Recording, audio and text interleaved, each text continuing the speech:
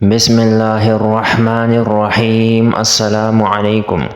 بادشاہ مامون نے اعلان کروا دیا کہ جس نے قرآن کو کلام اللہ کہا تو گردن اڑا دی جائے گی۔ قرآن کلام نہیں، مخلوق ہے۔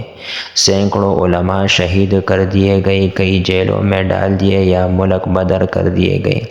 ایسے میں امام احمد بن حنبل رحمۃ اللہ علیہ امت کی رہنمائی کے لیے بڑھے اور ڈٹ گئے۔ مناظرے کا اعلان ہوا، لیکن مامون کے انتقال کے سبب ٹل گیا۔ معتصم باللہ حاکم بنا اور وہی عقیدہ باطل اپنایا اور امام کو مناظرے کے لیے بلایا گیا۔ امام نے دلائل کے انبار لگا دیے، لیکن معتصم کے سرکاری مناظروں کو ڈر ہوا کہ اگر ہار تسلیم کر لی تو جان سے جائیں گے۔ 3 دن مناظرہ ہوا، امام کی ایک نہ سنی گئی اور امام کو 60 کوڑوں کی سزا مقرر کر دی گئی۔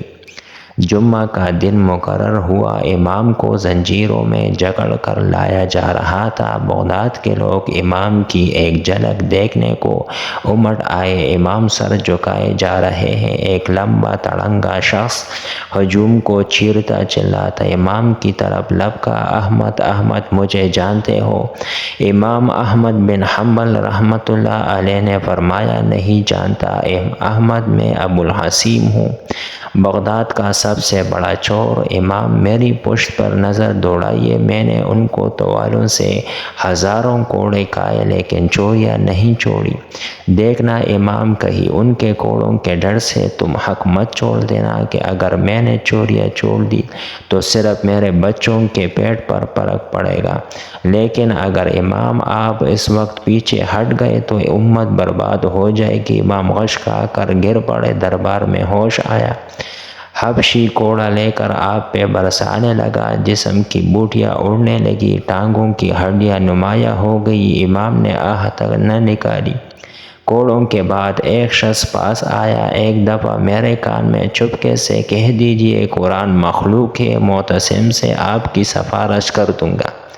امام نے ایک لمبی سانس لی اور فرمایا کہ تو ایک مرتبہ میرے کان میں کہہ دے قرآن مخلوق نہیں، اللہ کا کلام ہے، قیامت میں اللہ کو تیری گواہی دوں گا۔ یہ دین اسلام جو ہم تک آج پہنچا اتنی آسانی سے نہیں پہنچا۔